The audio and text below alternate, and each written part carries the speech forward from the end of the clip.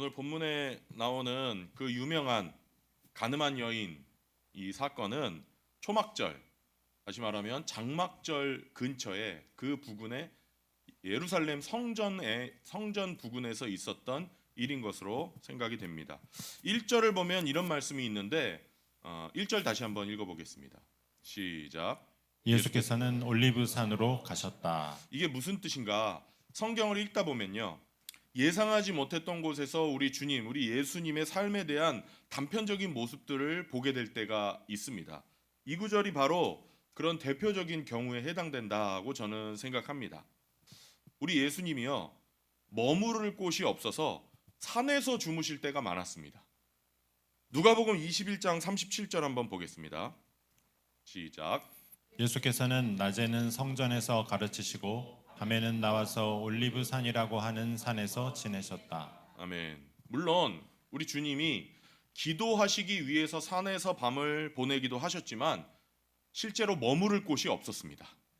거처가 없었던 거예요. 그래서 복음서를 보면요, 어떤 사람들이 예수님에게 찾아와서 이렇게 얘기합니다. 선생님, 우리가 선생님을 따르고 싶습니다. 그렇게 얘기할 때 예수님의 대답이 이랬습니다. 여우도 굴이 있고 새도 둥지가 있는데 나는 머리 두고 누울 곳이 없다. 그러니까 1절의 이 말씀은 과장이나 비유가 아니라 정말 사실이라는 걸 우리가 알 수 있습니다. 초막절 때였으니까 아마 10월쯤이었을 거예요. 지금 달력으로 따지면. 근데 팔레스타인 지역의 10월은요, 낮에는 여전히 덥지만 밤이 되면은 굉장히 춥습니다. 그런데 산에서 밤을 지내시고 아침에 성전으로 다시 돌아오셔서 예수님이 가르치시는 생활을 하셨던 겁니다. 예수님이 사람들을 가르치고 계실 때 갑자기 저쪽에서 많은 사람들이 몰려옵니다. 보니까 유대 지도자들이에요. 율법을 잘 지키고 하나님 뜻대로 잘 살고 있다고 자타가 공인하는 사람들입니다. 이 사람들이 한 여자를 끌고 옵니다.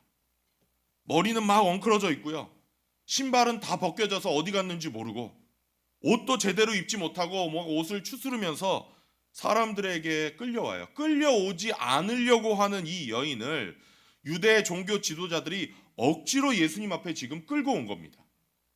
그리고는 예수님께 묻습니다. 선생님, 이 여자가 지금 간음하다가 현장에서 붙잡혔습니다. 모세는 이런 여자들은 다 돌로 쳐서 죽이라고 우리에게 명령했습니다. 선생님은 어떻게 이야기하겠습니까? 선생님은 이 여자에 대한 판결을 어떻게 내리시겠습니까? 이 사람들이 예수님에게 일부러 찾아와서 이런 질문을 하는 것은요, 몰라서 묻는 게 아닙니다. 예수님을 모함하기 위해서, 함정에 빠뜨려서 곤란하게 만들려고 예수님에게 찾아와서 묻는 겁니다. 율법서에 보면요, 레위기 20장에 보면 남자가 다른 남자의 아내, 즉 자기 이웃집 아내와 간통하면 간음한 두 남녀는 사형에 처해야 된다라는 말씀이 기록되어 있거든요. 또 신명기 22장에도 보면요, 22절에 이렇게 기록이 되어 있어요. 읽어보겠습니다. 시작. 어떤 남자가 남의 여자와 정을 통하다가 들켰을 때에는 정을 통한 남자와 여자를 다 죽여서 이스라엘에서 이런 악의 뿌리를 뽑아야 합니다. 하나님이 이렇게 율법을 주신 이유가 있어요. 하나님이 세상을 만드시면서 제일 먼저 만드신 공동체가 가정이거든요. 그래서 하나님은 가정의 기초를 흔드는 간음을 용납하지 않으시는 겁니다. 이런 계명을 주신 이유가 바로 가정을 너무나 소중히 여기시기 때문이에요. 바리새인들은요, 이 계명을 들고 와서 예수님에게 지금 도전을 하는 겁니다. 당신은 뭐라고 말하겠습니까? 예수님이 만약에 그래, 법대로 해라, 이렇게 대답하면 어떻게 될까요? 이 바리새인들은 예수라는 청년이 돌아다니면서 말로는 사랑해라 사랑해라 이야기하면서 이 여자를 돌로 때려 죽이라고 했다, 이렇게 흉을 볼 겁니다. 그리고 반대로 예수님이 놔줘라 이러면 어떻게 됐을까요? 예수라는 사람은 십계명도 지키지 않는다, 모세의 율법을 지키지 않는다라고 트집을 잡아서 신성모독으로 고발할 겁니다. 결국에는 예수님을 함정에 빠뜨리려는 시도예요. 6절 앞부분을 한번 읽어보겠습니다. 6절 앞부분만 읽겠습니다. 시작. 그들이 이렇게 말한 것은 예수를 시험하여 고발할 구실을 찾으려는 속셈이었다. 아멘. 자, 이런 일이 벌어지고 있을 때 예수님은 앉아 계셨습니다. 당시에 선생님들이 제자들을 가르칠 때는요, 일반적으로 앉아서 가르쳤습니다. 그래서 2절에도 보면 예수님이 앉아 있었다는 묘사가 나오는데요. 2절 한번 읽겠습니다. 시작. 이른 아침에 예수께서 다시 성전에 가시니 많은 백성이 그에게로 모여들었다. 예수께서 앉아서 그들을 가르치실 때에 앉아 있었다라는 말씀이 나오죠. 종교 지도자들이 가늠하다가 붙잡힌 여인을 데리고 와서 앉아 있는 예수님을 둘러싼 겁니다. 예수님은 앉아 있고 사람들은 둘러싸 있는 거예요. 그때 예수님은 아무 얘기도 안 하시고 땅바닥에다가 손으로 뭔가를 쓰기 시작하셨습니다. 뭐라고 쓰셨을까요? 저도 궁금합니다. 어떤 성경학자는요, 로마법에 의하면 어떤 판결을 내리기 전에는 반드시 글로 쓴 다음에 그것을 읽기 때문에 예수님도 그래서 자기의 판결을 땅에 쓰셨을 것이다 이렇게 얘기하는 학자들이 있더라고요. 찾아보니까 어떤 목사님은 아마 출애굽기 23장 1절 말씀을 썼을 거다 이렇게 얘기하세요. 거기 보면 이런 말씀이 있거든요. 거짓 증언을 해서 죄인의 편을 들면 안 된다 이런 말씀이 써 있어요. 또 어떤 목사님은 아니다, 예레미야 17장 13절 말씀을 쓰셨을 거다. 왜냐하면 그 말씀에는 손으로 땅바닥에다 무언가를 쓴다는 구절이 나오기 때문이다. 한번 읽어볼까요? 시작. 주님, 이스라엘의 희망은 주님이십니다. 주님을 버리는 사람마다 수치를 당하고 주님에게서 떠나간 사람마다 생수의 근원이신 주님을 버리고 떠나간 것이므로 그들은 손바닥에 쓴 이름처럼 지워지고 맙니다. 아멘. 근데요, 저는 뭘 쓰셨는지 그 내용은 별로 중요하지 않다고 생각합니다. 만약에 중요했으면 뭘 썼다고 아마 성경에 기록해 놨을 겁니다. 아마 흥분한 군중들을 가라앉히기 위해서 또 끌려온 그 여인에게 뭔가를 생각할 시간을 주기 위해서 예수님은 자리에 앉으신 채로 땅바닥에 손으로 뭔가를 쓰신 게 아닐까 그렇게 저는 생각합니다. 어쩌면 간음 현장에서 잡혀온 그 여인의 모습을 보면서 결혼하지 않으신 순수한 청년 예수님이 뭔가 좀 부끄러움을 느끼셨는지도 모르겠습니다. 혹은 이 여인을 돌로 때려 죽이겠다고 으르렁대는 유대 종교 지도자들의 악랄한 모습을 예수님이 차마 볼 수 없었는지도 모르겠습니다. 아무튼 예수님은 주변에는 아무도 없는 것처럼, 사람들이 지금 뺑 둘러싸고 있는데도 주변에는 아무도 없는 것처럼 땅에다가 손으로 무언가를 쓰고 계셨습니다. 이 모습을 본 유대 지도자들이 예수라는 선생이 책임을 회피하는구나 라고 느끼고 다그쳐서 묻습니다. 그게 7절입니다. 7절 시작. 그들이 다그쳐 물으니 예수께서 몸을 일으켜 그들에게 말씀하셨다. 너희 가운데서 죄가 없는 사람이 먼저 이 여자에게 돌을 던져라. 아멘. 예수님이 다그쳐 묻는 그 물음을 들으시고 앉아 계시다가 자리에서 천천히 몸을 일으키시고 자기를 대적하는 그 성난 군중들, 성난 종교 지도자들, 바리새인들에게 예수님이 말씀하십니다. 아마 천천히 말씀하셨겠죠. 너희 중에 죄가 없는 사람이 먼저 이 여자에게 돌을 던져라. 그리고는 다시 자리에 앉으셔서 아무 일도 없었다는 듯이 또 땅에다가 무언가를 쓰십니다. 소리를 질렀던 군중들이 조용해졌습니다. 흥분했던 유대 지도자들이 잠잠해졌습니다. 율법에 따르면 간음한 사람이 붙잡히게 되면 혹은 어떤 사람이 만약에 사형을 당하게 되면요, 그것을 본 증인들이 제일 먼저 돌을 던지게 되어 있어요. 그걸 목격한 증인들이 먼저 돌을 던져라 이렇게 율법에 되어 있거든요. 근데 예수님이 너희 중에 죄가 없는 사람이 제일 먼저 돌을 던져라 이렇게 말씀하신 겁니다. 그래도 그 당시 사람들에게 제일 존경받는다고 할 수 있는 유대 종교자들이 예수님을 지금 둘러싸고 있잖아요. 함께 있던 사람들이 먼저 그 사람들을 쳐다봤을 겁니다. 그런데 예수님의 이 말을 듣고 거기 있는 사람 중에 그 누구도 그 여인에게 돌을 던질 수 있는 사람이 없었습니다. 나이가 많은 사람부터 시작해서 하나 둘 떠나가고 힘없이 손에 들고 있던 돌을 땅에 떨어뜨렸습니다. 여기 우리가 읽은 성경에 보면 나이 많은 지도자들이 먼저 고개를 떨구고 돌아갔고, 그 다음에 그것을 본 젊은 종교 지도자들도 돌을 떨어뜨리고 힘없이 돌아간 것으로 추정이 됩니다. 사람들이 다 흩어졌습니다. 이게 오늘 본문의 내용입니다. 저는 오늘 너희 가운데 죄가 없는 사람이 먼저 이 여자에게 돌을 던져라 라고 말씀하신 이 예수님의 말씀을 한번 깊이 생각해 보기를 원합니다. 우리 모두 그리고 이 예수님의 말씀을 실천하면서 살아가는 은혜가 있기를 바랍니다. 특히 우리가 오늘 컴플레인 프리 운동을 시작하는데 더욱 큰 은혜가 될 줄로 믿습니다. 하나님이 참 기가 막히게, 제가 이 말씀을 찾은 것도 아닌데 순서대로 하는 이 설교에 어떻게 우리에게 이 말씀을 주시는지 저는 정말 놀라울 뿐입니다. 너희 가운데서 죄가 없는 사람이 먼저 돌을 던져라. 이게 무슨 뜻이냐? 어떤 분은 이걸 이렇게 얘기하더라고요. 우리 다 죄인이기 때문에 죄다 아니다, 옳다 그르다, 이걸 따지면 안 된다, 이렇게 해석하시는 분이 있어요. 어떤 잘못에 대해서 이야기할 때요, 야, 우리가 다 죄인인데 예수님도 죄 없는 사람이 먼저 돌을 던지라고 얘기하셨는데 우리가 감히 돌을 던질 수 있냐? 이렇게 얘기하시는 거예요. 근데 주님이 말씀하신 의미는 그게 아닙니다. 저는 예수님의 이 말씀에는 세 가지 의미가 담겨 있다고 생각합니다. 너희 가운데서 먼저 죄가 없는 사람이 먼저 돌을 던져라. 첫째는 동기를 살펴보라는 말씀입니다. 동기를 살펴라. 너의 동기를 살펴봐라. 네가 돌을 던져서 이 여인을 죽일 만한 양심이 있는 사람이냐? 너의 동기를 잘 한번 성찰해봐라.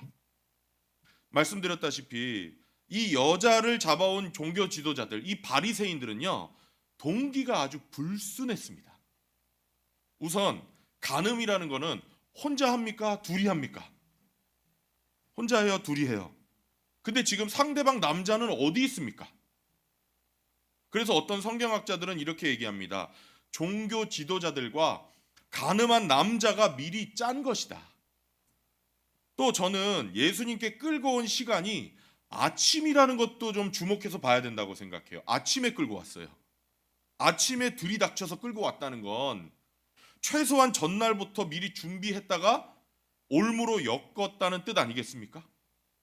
더군다나 이 사람들의 질문을 들어보면요, 하나님의 말씀을 인용하면서 그 말씀대로 판단해 보십시오라고 요청하는 것 같지만 사실 지금 예수라는 청년을 파괴하는데 하나님의 말씀을 끌어다가 사용하고 있는 겁니다. 무섭죠? 성경을 가져다가 사람을 죽이는 데 쓰고 있다는 거예요. 동기가 철저하게 잘못됐다는 겁니다. 예수님을 얼마나 미워했는지, 여자 하나가 죽는 한이 있다고 해도, 돌로 때려 죽이는 한이 있다고 해도 눈 하나 깜짝하지 않는 양심의 소유자들입니다. 이름 모를 여자 하나가 돌에 맞아 죽는 거 안중에도 없습니다. 오로지 목적은 예수라는 청년을 파괴하는 것입니다. 성경을 인용하면서 성경대로 살기 위해서 질문하는 것 같지만 이 사람들의 마음속의 동기는 생명을 살리는 것이 아니라 파괴하는 것입니다. 그래서 예수님은 너희들의 동기를 살펴봐라 라는 의미로 이렇게 말씀하신 거예요. 너희 가운데서 죄가 없는 사람이 먼저 이 여자에게 돌을 던져라. 그렇습니다. 하나님은 항상 우리의 동기를 보십니다. 우리의 뭘 보세요? 동기를 보세요. 제가 목사지만요, 목사가 열심히 사역해서 열매가 많고 교회가 잘 성장한다고 해서 반드시 나중에 하나님 앞에 가서 칭찬받는다는 보장이 있어요? 없어요? 저는 없다고 생각합니다. 왜냐? 핵심은 동기이기 때문에요. 정말 영혼을 사랑해서 내가 정말 주님의 영광을 위해서 열심히 사역을 했느냐, 아니면 내가 세상에서는 별로 별 볼 일이 없기 때문에 내가 목사로라도 성공하지 않으면 안 되겠다 싶어서 목회에서 보람을 찾고 목회에서 유명해지고 목회에서 한번 남들이 알아주는 사람이 되기 위해서 열심히 했느냐. 눈에 보이는 결과는 똑같을지 모르지만 열심히 해서 똑같은 결과가 나타날지 모르지만 하나님이 보실 때는 동기가 전혀 다를 수 있기 때문입니다. 그래서 아무리 열심히 목회하고요, 아무리 열심히 전도해도 하나님 앞에 가서는 얼마든지 꾸중 들을 수 있다고 생각합니다. 맞습니까? 맞아요? 너희 가운데 죄가 없는 사람이 먼저 돌로 쳐라. 너의 동기를 살펴보아라. 우리가 하나님으로부터 받은 사명, 사역을 감당하는 것도 마찬가지예요. 내가 뭘 얼마나 많이, 얼마나 자주 하느냐, 이게 중요한 게 아니라요, 나의 뭘 살펴야 돼요? 동기를 살펴봐야 돼요. 내가 책임을 맡았건 안 맡았건, 내가 우리 주님을 사랑하기 때문에 이 사역을 하고 있는 것인지, 아니면 나의 만족감을 위해서나 다른 사람 눈에 보이기 위해서 사역을 하고 있는 것인지, 하나님 앞에서는 나의 동기를 생각해 봐야 됩니다. 물론 그렇다고 해서요, 너무 병적으로 내 동기만 생각할 필요는 없습니다. 난 사역하는 게 너무 재미있다. 그런 분 계세요? 한번 손 들어 보실래요? 난 사역하는 게 너무 재미있다. 우리 교회는 한 분도 안 계세요? 한 분 계시네. 감사합니다. 그런데 오늘 설교를 들어보니까, 야, 이거 너무 재밌어서 큰일 났네. 나는 큰일 났네. 나 혹시 재미로 사역하는 거 아닌가? 아닙니다. 그거는 할렐루야입니다. 주님의 사역은 재밌어야 됩니다. 내가 사랑하는 일을 위해서 뭔가 희생하고, 내가 사랑하는 일을 위해서 뭔가 좋은 일을 하는데, 근데 이게 재미가 없고 힘들면, 늘 재미가 없고 힘들기만 하면 어디서 사역의 재미를 느끼겠습니까? 사역이 재미없고 힘들어야만 된다라는 의미가 아닙니다. 그러나 우리는 나 자신의 동기를 항상 살펴봐야 됩니다. 재미가 전부인지, 아니면 재미도 있지만 결국에는 우리 주님의 영광을 위해서 내가 하고 있는 것인지, 우리 동기를 몇 퍼센트가 주님을 위해서 하는 것이고 몇 퍼센트가 나를 위해서 하는 것인지 이렇게 병적으로 살피라는 이야기는 결코 아니지만, 우리는 항상 잊지 말아야 됩니다. 하나님은 나의 동기를 살피신다. 제가 제일 싫어하고요, 잘 들으셔야 돼요, 제가 제일 싫어하고 하나님 앞에 가면 이 다음에 정말 꾸중 많이 들을 거라고 확신하는 사람들이 있어요. 그게 누군지 아십니까? 자기가 가진 생각과 자기 편견과 자기의 입장을, 성경을 이용해서 그 근거를 확보하는 사람들입니다. 성경대로 사는 게 아니라, 성경 말씀대로 순종하는 게 아니라 성경을 이용하는 사람들. 자기의 정치적인 생각, 자기의 종교적인 생각, 자기의 경제적인 생각, 자기의 문화적인 생각을 합리화하기 위해서 성경을 끌어오는 사람들. 자기 마음대로 살고 나서, 목사님, 이거 성경 맞잖아요. 성경에 이렇게 써 있잖아요. 이거 성경적인 거잖아요. 저는 이런 사람들 나중에 정말 하나님 앞에 많이 혼날 거라고 생각합니다. 이렇게 사는 사람들이 많습니다. 목사님들 중에 많습니다.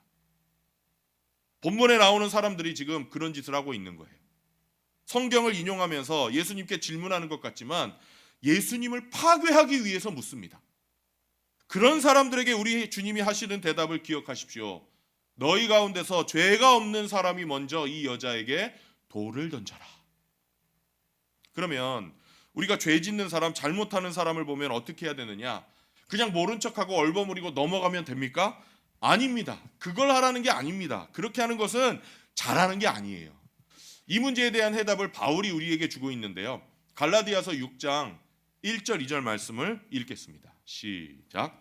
형제자매 여러분, 어떤 사람이 어떤 죄에 빠진 일이 드러나면 성령의 인도하심을 따라 사는 사람인 여러분은 온유한 마음으로 그런 사람을 바로잡아 주고 자기 스스로를 살펴서 유혹에 빠지지 않도록 조심하십시오. 여러분은 서로 남의 짐을 져 주십시오. 그렇게 하면 여러분이 그리스도의 법을 성취하실 것입니다. 아멘. 어떤 사람이 잘못하고 죄 짓고 있을 때 그냥 얼버무리고 넘어간다든지 무관심하게 지나가라는 것이 주님의 뜻이 아닙니다. 왜냐? 죄라는 것은 나 자신을 다치게 하고 궁극적으로는 이웃을 다치게 하고 공동체를 파괴하기 때문입니다. 그래서 성경은 우리에게 서로 바로잡아 주라라고 말씀합니다. 우리 금방 읽으셨죠? 서로 남의 짐을 져 주십시오. 어떤 사람이 뻔히 죄 가운데 사는 것을 보면서도 무시한다는 건 무관심이에요. 자, 여러분, 가족끼리 어때요?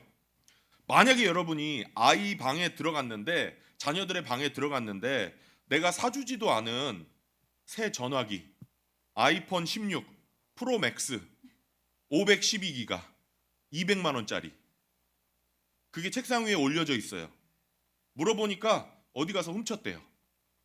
그럼 여러분 어떻게 하실 거예요? 1번 작살낸다, 2번 가만히 둔다. 에이, 그냥 두자.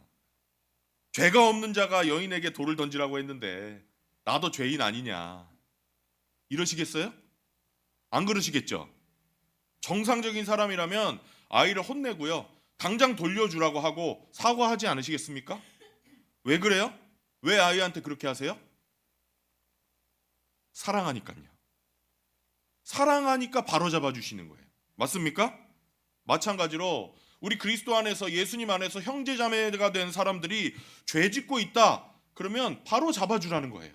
사랑하기 때문에. 근데 바로 잡아주되 여인에게 돌을 던지는 바리새인처럼 되지 않으려면 어떻게 해야 되느냐, 이게 중요한 거 아니겠습니까?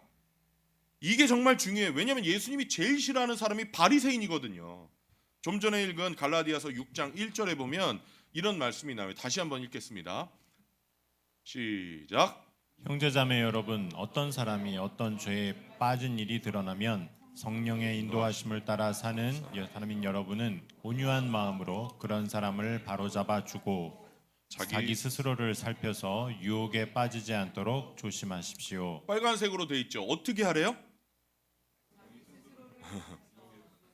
나는 의인이고 너는 죄인이라는 자세입니까? 이런 자세가 뭐예요? 여인에게 돌을 던지려고 하는 바리새인들과 똑같은 자세죠. 나도 똑같은 죄인이고 나도 얼마든지 너처럼 죄를 질 수 있는 사람이다. 그렇지만 지금 하나님의 은혜로, 세상 말로 정말 운이 좋게 그런 죄를 짓지 않고 있을 뿐이다. 저 사람이 지금 죄 때문에 다치고 있고 언젠가는 더 큰 일이 벌어질지도 모르니까 바로잡아 주지 않을 수가 없다. 그 말씀 아닙니까? 자기 스스로를 살펴서 유혹에 빠지지 않도록 조심하십시오. 한마디로 나도 언제든지 그런 죄에 빠질 수 있다는 마음 자세를 가지라는 겁니다. 예전에 어떤 목사님이 이렇게 얘기하는 걸 제가 들은 적이 있어요. 저는 죄덩어리고 숨 쉴 때도 죄 냄새가 나오는 것 같습니다. 이렇게 얘기하는 걸 들었을 때 젊은 제가, 어린 제가, 그때 지금도 젊으니까 어린 제가 뭐라고 생각했냐면, 야, 저 목사님은 속으로 폼 잡으려고 저런 말 하는구나, 겸손해 보이려고 저런 얘기 하시는구나. 근데 요즘에 제가 요한복음을 생각하면서요, 그 말씀이 조금 이해가 돼요. 제가 저의 모습, 제가 행동하고 제가 말하는 걸 보면요, 어떻게 그렇게 철저하게 이기적인지, 어떻게 그렇게 교만한지, 정말 저 같은 사람 용서해 주시고 용납해 주시고 사랑해 주신 하나님이 그냥 놀라울 따름입니다. 그리고 더군다나 저 같은 사람을 불러서 하나님의 말씀을 전하는 그런 영광스러운 일을 맡겨주셨다는 게 하나님 참 이상한 분이라는 생각밖에 안 들어요. 정말 이분은 이상한 분이시다. 디모데전서에 보면 바울이 이렇게 말하거든요. 나는 죄인 중에 괴수입니다. 그 말씀이 완벽히는 아니지만 아주 조금 1% 정도는 이해가 됩니다. 기억하십시오. 남을 바로잡아 줄 때 자세가 뭐냐? 철저하게 나도 죄인이라는 의식을 갖는 것입니다. 그런 사람만이 형제자매를 바로잡아 줄 수 있습니다. 안 그러면 우리는 돌을 들고 여인을 쳐다보면서 던지려고 으르렁거리는 바리새인처럼 돼버립니다. 너희 가운데 죄가 없는 사람이 먼저 돌을 던져라. 이게 무슨 뜻입니까? 두 번째로 목적을 생각하라는 것입니다. 목적을 살피라. 목적이 중요합니다. 아까 읽은 갈라디아서 6장 1절에 보면 중간에 성령의 인도하심을 따라 사는 사람인 여러분은 온유한 마음으로 서로 바로잡아주라, 이렇게 되어 있습니다. 바로잡아주는 것이 목적이 되어야 합니다. 그래서 내가 누군가를 바로잡아주려면 대안이 있어야 됩니다. 따라서 해보십시오. 대안이 있어야 합니다. 대안 없이 야, 너 잘못됐다, 너 나쁘다, 너 죄인이다 이렇게 얘기하는 건 돌 들고 있는 바리새인과 똑같은 겁니다. 바로 잡아주려면 대안이 있어야 됩니다. 뒤에서 없는 말 지어낸다든지, 없지는 않더라도 과장을 한다든지 왜곡을 해서 누군가의 인격을 죽이고 신뢰도를 떨어뜨리는 사람들은 이 말씀에 귀를 기울여야 됩니다. 그렇게 하시면 안 됩니다. 왜냐? 사람들의 목적은 우리가 바로 잡아주는 목적 그 자체가 바로 잡는 것이기 때문이에요. 죽이는 게 아니에요. 바로 잡아주려면 그래서 다른 사람에게 가서 이야기하면 안 됩니다. 누구에게 가야 돼요? 장로님, 최영범 집사님 얘기 들었어요? 잘못됐잖아요. 그거 어떻게 해요? 그분 이렇게 하면 돼요? 안 돼요. 집사님, 그렇게 하시면 안 되잖아요. 우리 말씀 공부할 때 그렇게 하지 않기로 했잖아요. 본인한테 가야 된다는 겁니다. 맞습니까? 우리 말이라는 게요, 어떤 때는요 돌로 한 대 맞는 것보다 더 치명적일 수 있잖아요. 이게 더 오래 가잖아요. 그래서 바리새인이 되지 않고 정말 내가 누군가를 하나님의 뜻에 맞게 바로 잡아 주려면 목적이 분명하고 대안이 있어야 돼요. 그리고 당사자에게 가야 됩니다. 대안이 없으면 그냥 사랑하시고 용납하시기 바랍니다. 대안이 없으면 그냥 받아주세요. 세 번째, 너희 가운데 죄가 없는 사람이 돌을 던져라. 마지막으로 방법을 살펴보라는 것입니다. 방법을 살피라. 이 방법은요, 한마디로 아까 읽은 갈라디아서 6장 1절 2절 말씀에 따르면 온유하라는 것입니다. 방법은 뭐라고요? 온유하라. 1절 다시 한번 읽어보겠습니다. 시작. 형제자매 여러분, 어떤 사람이 어떤 죄에 빠진 일이 드러나면 성령의 인도하심을 따라 사는 사람인 여러분은 온유한 마음으로 그런 사람을 바로잡아주고 자기 스스로를 살펴서 유혹에 빠지지 않도록 조심하십시오. 아멘. 정말 나도 똑같은 죄인이라고 느끼고 정말 내가 이 사람을 바로 잡아줘야겠다는 사랑의 마음이 있으면 온유하지 않을 수가 없죠. 사랑의 마음이면 온유하지 않을 수 없습니다. 그래서 내가 남을 바로 잡아주고 잘못을 이야기할 때 온유가 들어있지 않고 분노가 들어있으면 이건 무슨 뜻이냐? 내가 돌을 들고 있는 바리새인과 똑같다는 뜻입니다. 죄가 없는 사람이 돌을 던지라 하는 주님의 말씀을 기억하시기를 바랍니다. 우리가 남을 바로잡아준다고 생각하면서, 내 가족들을 바로잡아준다고 생각하면서 얼마나 못된 짓 많이 합니까? 그렇지 않습니까? 이거 다 당신 위해서 하는 말이야. 한 번이라도 이런 얘기 해보셨죠? 다 너 위해서 하는 얘기야. 이러면서 얼마나 내가 하고 싶은 얘기 많이 합니까? 자녀들에게도 마찬가지입니다. 다 너 잘 되라고 그러는 거야. 맞습니까? 그러면서 얼마나 자식들의 길을 꺾는 이야기를 많이 합니까? 내가 하고 싶은 얘기를 많이 합니까? 그때 나는 누구라고요? 돌을 들고 서 있는, 앞에 그걸 빼먹으면 안 돼요. 돌을 들고 서 있는 바리새인 같다는 겁니다. 우리 기억해야 됩니다. 방법은 온유해야 됩니다. 말씀을 마치겠습니다. 예수님은요, 바리새인들의 동기를 보셨습니다. 예수님을 파괴할 수만 있다면 사람 하나 희생시키는 정도는 망설이지 않는 그 종교 지도자들, 그러면서 입으로는 성경을 인용하는 사람들, 어떤 게 올바른 성경인지를 물으면서 예수님을 테스트하는 사람들. 예수님은 차마 그 얼굴을 마주볼 수가 없어서 손으로 앉아서 바닥에 글을 쓰셨는지 모르겠습니다. 결국에는 한 사람 한 사람 다 떠나가고 예수님과 그 여자만 남게 되었습니다. 그때 예수님은 땅바닥에 계속 앉아서 무언가를 쓰시다가 자리에서 몸을 일으키셔서 여자에게 말씀하셨습니다. 여자여, 사람들은 어디에 있는가? 너를 정죄한 사람들이 지금 한 사람도 없는가? 여자가 대답합니다. 주님, 한 사람도 없습니다. 유대인들의 법에 따르면요, 재판이 성립이 되려면 증인이 있어야 됩니다. 그런데 이제 증인이 될 사람들이 다 흩어져 간 겁니다. 재판 자체가 이제 성립이 안 되는 거예요. 자동적으로 무죄를 받은 겁니다. 증인이 없기 때문에. 그런데 아직도 여자 입장에서 보면 자기를 정죄할 수 있는 사람이 한 명 있습니다. 누구죠? 바로 예수님이죠. 내가 간음했다는 걸 알고 있는 증인이 여전히 내 앞에 한 명 있잖아요. 그런데 예수님이 말씀하십니다. 나도 너를 정죄하지 않는다. 가서 이제부터는 다시는 죄를 짓지 말아라. 예수님이 너희 가운데 죄가 없는 사람이 먼저 돌을 던지라고 하셨는데 무엇이 죄고 무엇이 죄가 아닌지 따질 필요가 없다.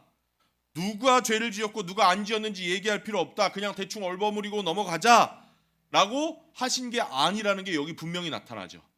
다시는 죄를 짓지 말아라. 주님은 이 여자를 용서하셨습니다. 네가 엄청난 죄를 지었지만 나는 너를 용서한다. 가서 다시는 죄를 짓지 말아라. 이 여자가 회개한 적도 없는데 예수님이 어떻게 이 여자를 용서해 주셨을까? 제가 마지막으로 이걸 한번 생각해 봤습니다. 저는 우리 주님이 이 여인의 마음을 꿰뚫어 보셨기 때문에 용서를 선언하시는 게 아닌가 그렇게 생각합니다. 자, 마지막으로 여러분, 나 자신이 이 여자라고 한번 타임머신을 타고 돌아가서 이입을 해보세요. 내가 지금 끌려온 여자입니다. 지금까지 제가 설명한 과정을 다 거친 겁니다. 자, 내가 가늠한 현장에 아침에 새벽에 일찍 갑자기 문이 부서지고 장정들이 들이닥쳤습니다.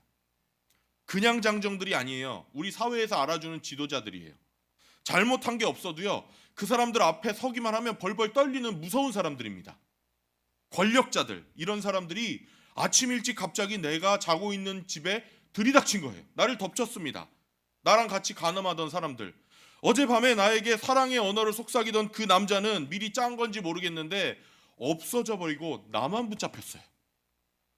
끌려가는데 사람들이 가면서 땅에 있는 돌을 집어듭니다. 나는 이제 돌에 맞아 죽게 생겼어요. 두려움이 몰려옵니다. 억울합니다. 안 가겠다고 버팁니다. 그런데 이 장정들의 손에서 벗어날 수가 없어요. 질질 끌려갑니다. 신발도 어디에 갔는지 모릅니다. 거기서 벗어나려고 손짓 발짓을 했는데 나를 막 때립니다. 따귀를 때리고 발로 나를 차고요. 어쩌면 그 일을 당하다가 내가 너무 열이 받아서 욕을 했는지도 모르겠습니다. 욕을 하다 안 돼서 제발 살려달라고 부르짖었는지도 모르겠습니다. 그런데 이 사람들은 나를 놔줄 생각을 하지를 않아요. 그리고는 어떤 젊은 청년 앞에 나를 데리고 갑니다. 청년은 앉아서 사람들을 가르치고 있어요.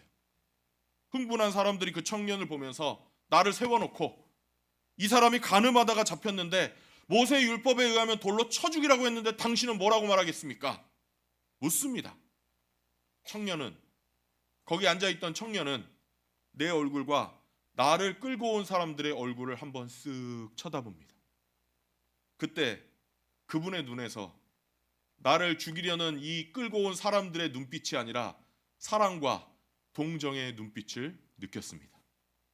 그분은 나의 수치스러운 모습과 흥분해 있는 폭도들을 보지 않고 땅에 다시 앉으셔서 땅바닥에 손으로 뭔가를 쓰십니다. 가만히 보니까 이 청년은 여기 나를 끌고 온 이 사람들과는 전혀 달라요. 폭도들이 소리 높여 외칩니다. 그때 이 청년이 일어나더니 너희 중에 죄가 없는 사람이 돌을 던져라. 그리고 다시 앉더니 손으로 또 뭔가를 쓰십니다. 정적이 흘러요. 침묵이 흐릅니다. 그러더니 살기등등해서 나를 질질 끌고 왔던 이 사람들이 하나둘씩 들고 있던 돌을 떨어뜨리고 돌아갔습니다. 아마 그때 그분의 사랑의 눈빛을 보면서 저는 이런 생각을 하지 않았을까 생각합니다. 그렇다. 나는 정말 죄인이다. 이 사람들이 나를 끌고 올 때는 어떻게든 살아보려고 했지만 예수님의 눈을 봤을 때는 나는 진짜 돌에 맞아 죽어도 싼 사람이다. 사람들이 다 떠났습니다. 다들 어디 갔느냐? 없습니다. 그때 청년이 말합니다. 나도 너를 정죄하지 않는다. 이 말을 듣는 순간 이 여자는 생전 처음으로 수치심을 느꼈을지 모릅니다. 지금까지는 두려움은 있고 수치심은 없었지만 이 고결한 청년, 이 거룩한 청년, 이 인자한 미소를 띠고 있는 순결한 청년 앞에서 자기 삶을 보면서 자기 모습을 보면서 어쩌면 인생 처음으로 부끄러움을 느꼈을지 모르겠습니다. 내가 이런 수치스러운 삶을 살았구나. 내가 다시 살 수만 있다면 앞으로는 이런 삶을 살지 않겠다. 그때 청년의 음성이 들립니다. 가서 이제부터는 다시는 죄를 짓지 말아라. 여러분, 이후에 이 여인이 어떤 삶을 살았을 거라고 생각하십니까? 제 생각에는 그 다음부터 이 여인은요, 그날 나를 용서해주고 나를 정죄하지 않았던 그 청년, 그 눈빛, 그 죽음의 자리에서 건져졌던 그 청년, 그 순결하고 거룩한 모습을 계속 기억하면서 살지 않았겠습니까? 나도 순결한 삶을 살아야지. 나도 그분처럼 살아야지. 하나님 앞에 가는 그날까지 순결한 삶을 살다가 주님 앞에 가지 않았을까요? 여러분, 이 주님의 음성은 오늘 저와 여러분을 향한 음성입니다. 우리 다 바리새인이에요. 그래서 우리는 주님의 음성에 귀를 기울여야 됩니다. 너희 중에 죄가 없는 사람이 돌로 쳐라. 우리가 어떤 형제자매를 손가락질하면서 이야, 저 사람은 진짜 지저분한 사람이야 라고 할 만큼 깨끗한 삶을 살고 있습니까? 저 사람은 진짜 교만한 사람이라고 손가락질할 만큼 우리는 겸손하게 살고 있습니까? 저 사람은 별로 헌신된 사람이 아니라 라고 이야기할 만큼 우리는 주님께 헌신하는 삶을 살고 있습니까? 너희 중에 죄가 없는 사람이 먼저 돌을 쳐라. 우리 주님의 이 음성은 오늘 나를 향한 음성임을 기억하시기를 바랍니다. 근데 우리는요, 동시에 바리새인들 앞에서 오들오들 떨고 있던 그 여자이기도 합니다. 바리새인인 동시에 그 여자이기도 해요. 지저분한 삶을 살고 있고, 가정에서도 회사에서도 남들이 볼까 뭔가 두려움을 가진 채로 그렇게 살아가고 있고, 그래서 겉으로는 체하고 있는 채, 괜찮은 채 하고 껍질로 싸서 살아갑니다. 다른 사람이 몰랐으면 좋겠다. 남이 나에게 대해서 그래서 개인적인 질문하면요, 겁이 납니다. 그리고 그런 자리는 피합니다. 그렇게 나를 꽁꽁 싸맸는데, 내가 죄진 것들을 꽁꽁 싸맸는데 소문이라는 게 무서워서요, 사람들에게 노출될 때가 있습니다.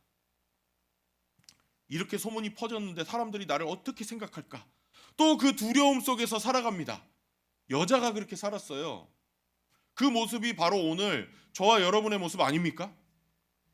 그런 우리에게 예수님이 말씀하세요. 나는 너를 정죄하지 않는다. 세상 사람들은 우리 다 정죄합니다. 나 자신도 나를 정죄합니다. 그러나 우리 주님은 나를 결코 정죄하지 않으십니다. 나의 아내는, 나의 남편은, 내 이웃은, 내 믿지 않는 친구들은요, 야, 너는 예수 믿는다고 하면서 그것밖에 안 되냐? 너 구원받았다는 사람이 겨우 그 정도냐? 교회 다닌다고 하면서 그렇게밖에 못 사냐? 정죄할지 모르지만 우리 주님은 절대로 우리를 정죄하지 않으십니다. 나는 너를 정죄하지 않는다. 주님이 이 세상에 오신 목적을 분명히 밝히셨거든요. 요한복음 12장 가면 나는 세상을 심판하러 온 것이 아니라 나는 너희를 구원하러 왔다. 할렐루야. 물론 우리 주님이 우리 잘못을 지적하시면서 회개를 촉구하실 때가 있어요. 그러나 그거는 나를 정죄하기 위해서 죄를 지적하시는 게 아니에요. 내가 계속 죄 가운데서 살면 내가 다치니까 거기에서 돌이키라고 나를 건져주시고 막아주시고 구원해 주시는 거예요. 우리가 우리 자신을 멸망시키는 데서 구원하시려고 하나님이 우리를 지적하시고 건져주시는 겁니다. 여러분, 우리 주님은 절대 우리를 정죄하시는 분이 아니라는 것을 기억하십시오. 여러분 마음속에 불안함이 있으세요? 막연한 불안감, 막연한 정죄, 아유 나 같은 인간이 뭐, 내가 그렇지 뭐, 이런 정죄가 있으세요?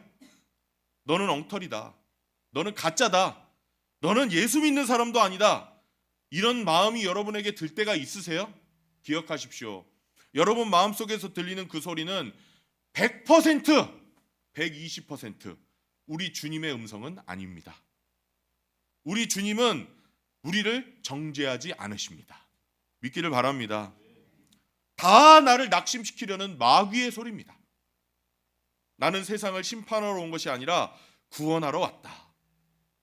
우리가 다 그 폭도들 앞에 무릎 꿇려져 있던 가늠한 여인과 똑같은 사람이라고 생각한다면 마지막으로 우리 주님이 하시는 이 말씀에 귀를 기울여야 됩니다. 가서 이제부터는 다시는 죄를 범하지 말아라. 우리 주님은 죄에 무관심한 분이 아닙니다. 대충 얼버무리고 넘어가시는 분이 아니에요. 단지 거룩하신 주님, 순결하신 주님이 죄와 도저히 같은 자리에 있을 수 없을 뿐입니다. 그 여인의 흐트러진 모습을 바라보지 못하고 여인을 죽이려고 하는 그 폭도들의 얼굴을 바라보지 못했던 우리 주님. 우리 주님은 죄와 더불어서 있을 수 없는 분입니다. 정말 주님을 사랑하고 그분을 주님으로 모시고 산다면 우리 주님의 이 말씀에 귀를 기울여야 됩니다. 가서 다시는 죄를 짓지 말아라. 세상 사람들은 이 순서를 바꿔요. 이제부터 다시는 죄를 짓지 말아라. 그러면 나도 너를 정죄하지 않겠다. 근데 우리 주님은 순서가 거꾸로예요. 나는 너를 정죄하지 않는다. 이제부터 죄를 짓지? 이해가 잘 안 되세요? 제가 초등학교 다닐 때 자전거가 갖고 싶었어요. 몇 번 말씀드렸죠? 기억 안 나세요? 근데 제가 자전거 갖고 싶다고 얘기하니까 저희 어머니가 이렇게 얘기하셨어요. 평균 90점이 넘으면 자전거를 사줄게.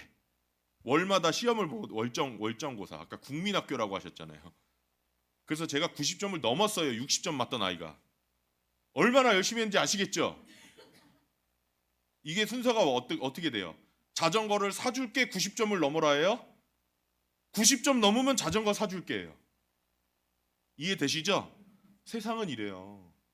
근데 우리 주님은 거꾸로예요. 나는 일단 너를 정죄하지 않는다. 다시는 죄를 짓지 말아라. 하나님이 나를 사랑하시고 용납하시는 것은 내가 쌩쌩하게 신앙생활 잘하고 내가 항상 의로운 삶을 살고 있고 잘못이 없고 실수가 없고 이기심이 없고 욕심이 없어서가 아니라는 것입니다.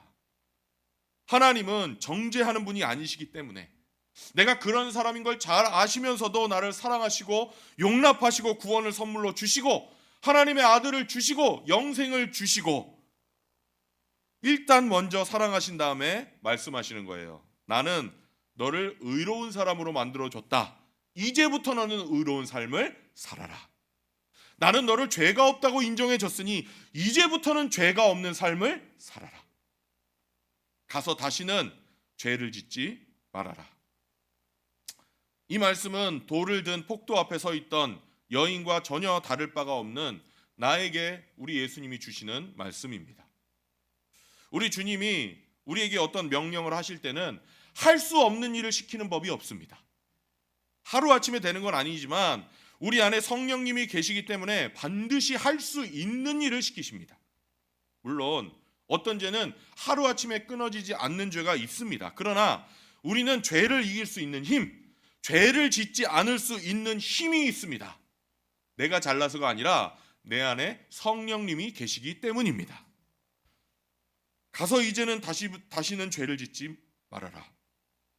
이 주님의 음성에 귀를 기울이시고 순결한 삶을 살아가시는 2025년이 되시기를 주님의 이름으로 축원합니다. 다 같이 기도하겠습니다.